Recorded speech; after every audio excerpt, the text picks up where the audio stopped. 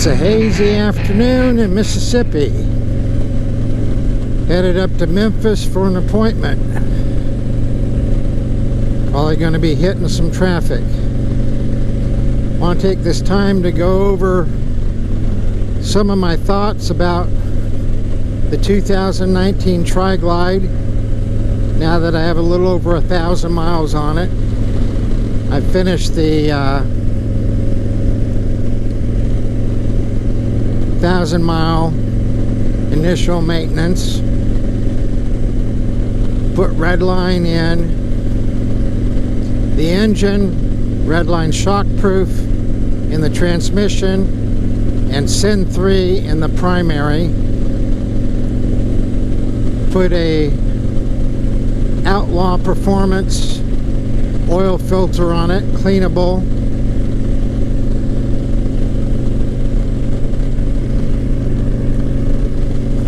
And so let's get into some of my thoughts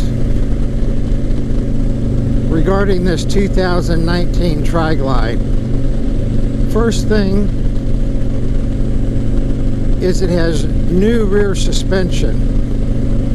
And while it is much improved over the previous year's air shocks, it still leaves a lot to be desired, as you can tell by me bumping along on it. I have tried all different settings looking for a sweet spot. I found some settings that are better at low speeds and smaller bumps, but don't do well at higher speeds or larger bumps.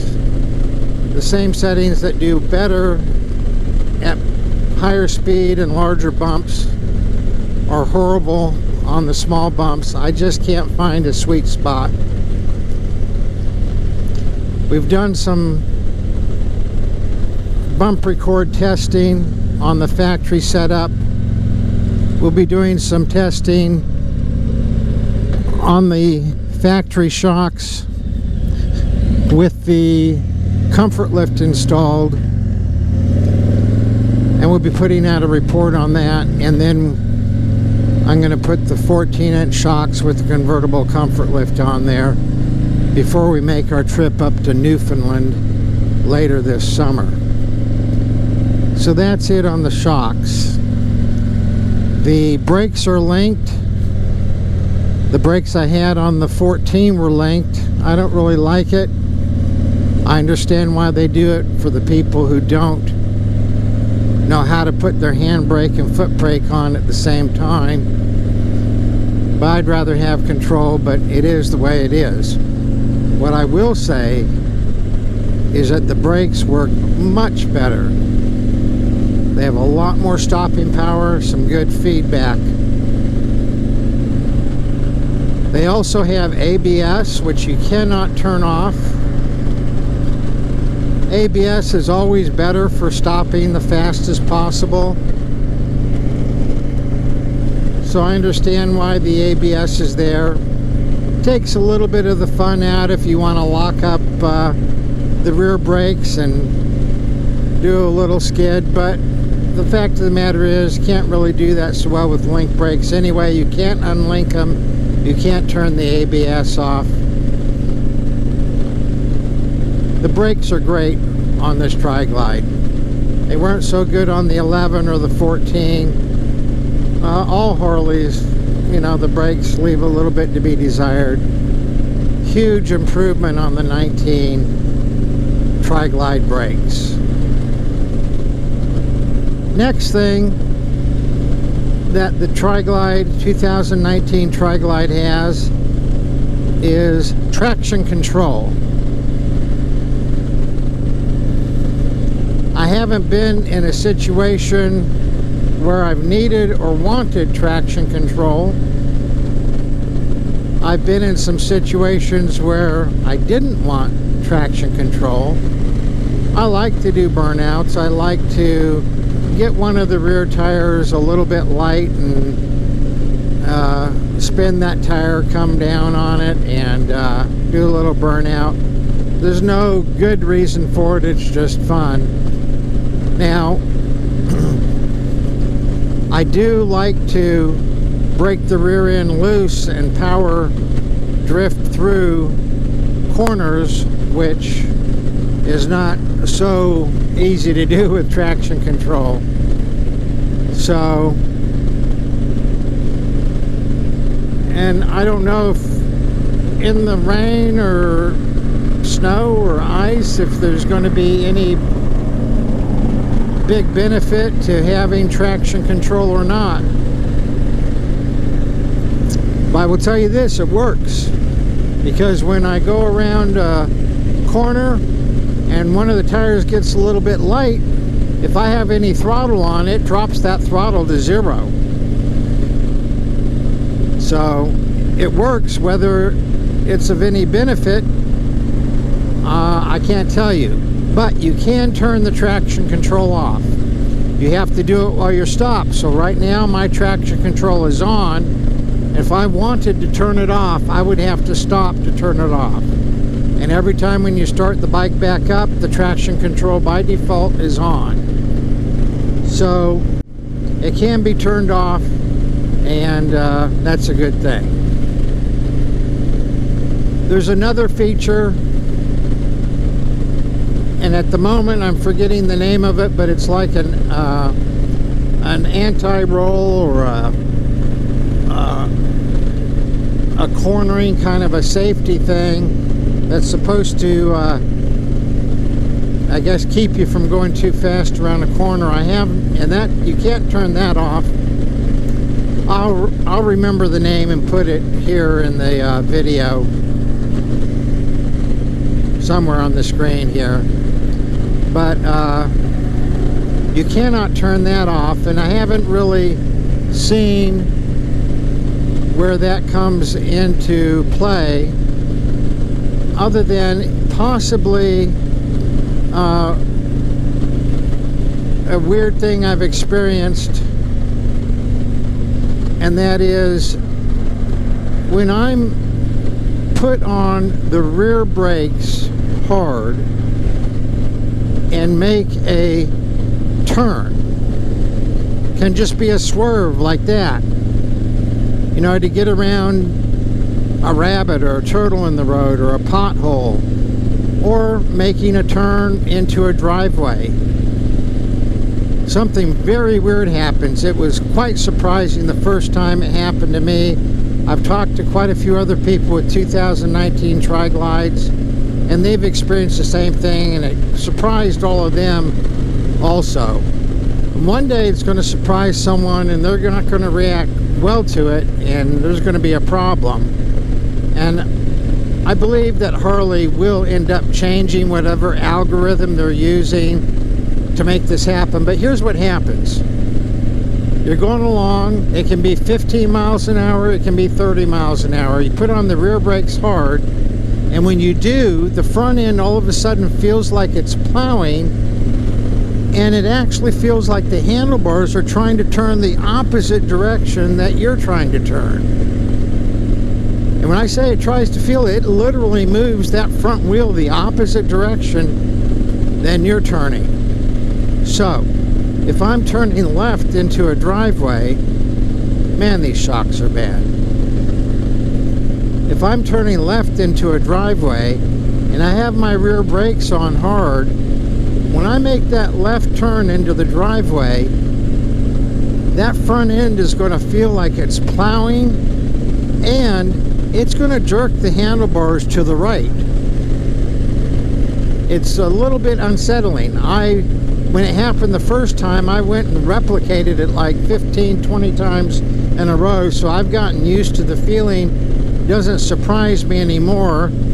I'm not going to get in an accident because of it, but there will be somebody, if there hasn't been already, who overreacted to the bike reacting, and is going to get in trouble because of it. Now, I've had Devin ride it, tried all different kind of things, tried doing it with just the front brakes, having the front brakes on just as hard as the rear brakes and do it. It doesn't do it. So it's not the front brakes. I've tried stabbing the front brakes.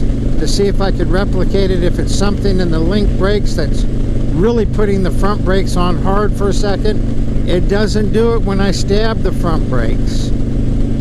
I don't know what it is, but it's not good. And I'm pretty sure that in subsequent years, whatever that computer's doing, they're going to have it change it, because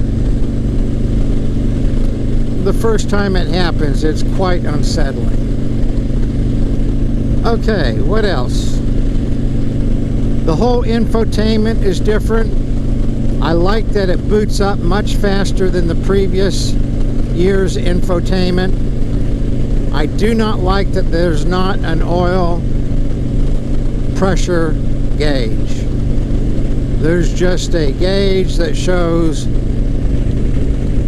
oil okay, and then it doesn't give you any indication. I guess if your oil's not okay, it's going to show oil not okay.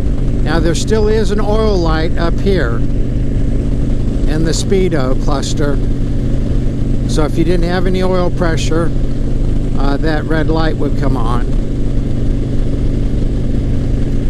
I've used the navigation a few times. It works just as well or better, actually better than the navigation did in the previous renditions of the infotainment. Lights are the same, fairing's the same, seat's the same. Oh, the thumb screw for the seat makes it much easier to remove and put the seat back on. So that's a nice touch that Harley did, using a thumb screw for the rear, the seat bolt behind the passenger seat.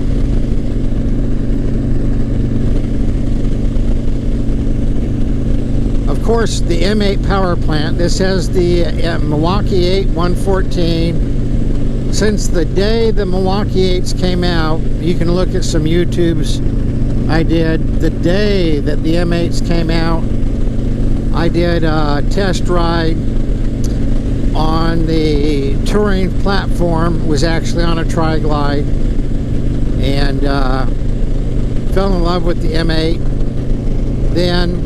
And then the day that the M8 Milwaukee 8 Softails came out, I did test rides on a couple of those, did YouTube videos on those. Nothing's changed, in my opinion, than Milwaukee 8. It's a great power plant. Unfortunately, it's been plagued with the oil migration and the sumping, but that seems to be working itself out for the most part. I know there's still a problem here and there. I have not had that problem with the sumping. With the migration, I thought maybe I did on the migration, and but if I did, it was just a couple ounces. And of course, Harley has changed their specifications on what's acceptable, and unless you migrate more than 6 ounces, they consider that quote-unquote normal now. So far I've not migrated, but possibly a couple ounces. I'm going to check again in another 1,000 miles, and if it's only migrating a couple ounces, no biggie.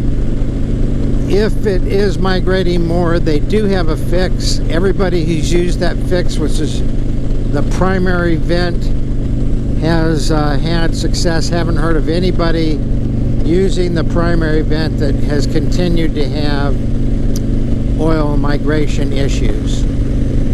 So I don't think I have that problem. If I do, I'll get the vent under warranty. I may even get the vent not under warranty. It's $268 installed just for having it, so I don't have the issue show up at any point in the future, under warranty or not. So I think that that's pretty much it on the differences between the 19 and the earlier Tri-Glides, other than to say I love the M8 power plant. I've I've always liked it. Held off because of the issues they were having. But it has a lot of power down low. Gets better miles per gallon. And the clutch might be a little bit smoother than the clutch on the 14 that I had. Other people have mentioned it, that they've noticed that also. So it's a little bit smoother clutch. Not that I had a problem with the clutch on the previous models, but yeah, it's a little bit smoother. I like the shape of the new cowbell, but not working properly. Less than 1,500 miles and the horn's already not working properly. I'm telling you what, Harley's had problems with their horns over the last 6 or 7 years, with the bracket breaking, with the horn not working right. It's crazy. So I'll have a look at that. I just noticed it yesterday that it's not working so well. So I think that that's pretty much all I can think of the differences on this 19 Tri-Glide. I'm going to go over a couple of things that I've done to the Tri-Glide that I've really been enjoying.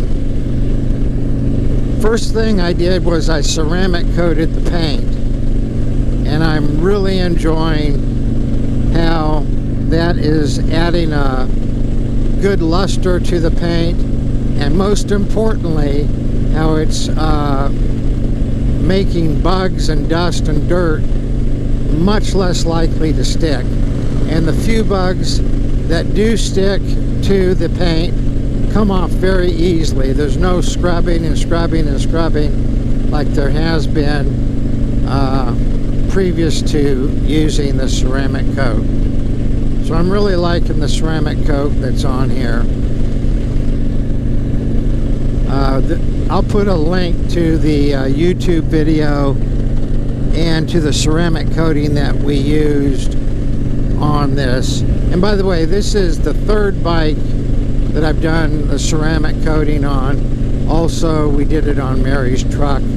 All the same product, McKees 37. You'll see it in the link below.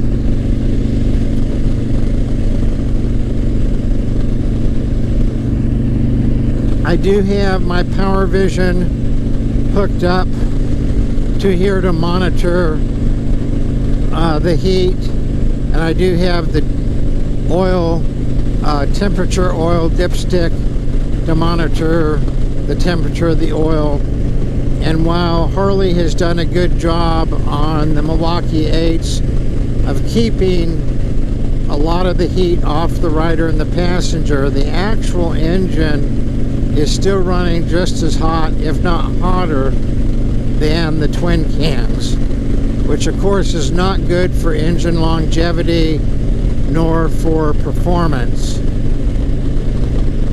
So two of the first things that I did was add a tank lift that helped reduce the buffeting and push more air onto the engine, and also get the tank up off of the engine, where in its natural, normal OEM state, that tank is trapping heat on top of the engine. So with the tank lift, it's no longer trapping the heat, it's pushing more air under the tank and over the engine, and less air over the top of the tank and hitting the rider and causing buffeting. Second related thing I did was add the cooling deflector wings, which also push more air over the engine and redirecting it so there's less air coming from right here and hitting the rider. So we did a YouTube video on that heat test. Man, these shocks are horrible. we did a YouTube video on the testing we did. I think there was a net gain of 21-degree drop from using those two items, and of course less buffeting. The other thing we did was install some Mighty Mite fans, and there's an installation video on that, and there'll soon be, we did the heat testing on that, and we've come up with a written report, and we'll have a video report on it soon that we'll be linking down below. I've added a tour pack relocation to give Mary more room, put Mary's backrest on the tour pack. She doesn't like the big one, she likes her cut down smaller one better. Also put the LED run brake turn filler, tour pack filler light that goes between the bottom of the tour pack and the top of the trunk, and really increases visibility out back, whether it's running lights, brake lights, or the turn signals. And I think that's well, of course, and I put my handlebars, my own handlebars on here to get the grips where I wanted. So many people ride and they're tired at the end of the day, or their neck hurts or their shoulders hurt, and most of the time it's because the grips are in the wrong position for them to be comfortable. And so I have these handlebars that have the grips exactly where they're most comfortable for me. And of course I put my backrest on and my Airhawk and sheepskin. So that's where we are on the Tri-Glide at a little over 1,000 miles. 2019 Tri-Glide. Absolutely an improvement over previous years. And I'm sure that as I ride it some more, I'll notice more changes. I'm looking forward to getting better miles per gallon. Haven't experienced that yet, simply because I've been doing so many different tests that I haven't been able to give it a fair shot at measuring the miles per gallon. Plus it's been getting broke in, so we'll see how it does over the next 1,000, 2,000 miles. But every report I've had is that people are experiencing better miles per gallon. And the few M8s that I've worked on of customers and had for a while, I've noticed the better miles per gallon than the twin cams. So I'm looking forward to that. But that's a wrap on the 1,000-mile review of the 2019 Tri-Glide. If you like this video, please give it a like. If you haven't subscribed to our channel, please subscribe. It helps us out. You hit the notification bell and you'll get a notification when we come out with new videos. Appreciate you watching. Hope you found it useful. See you in the next video.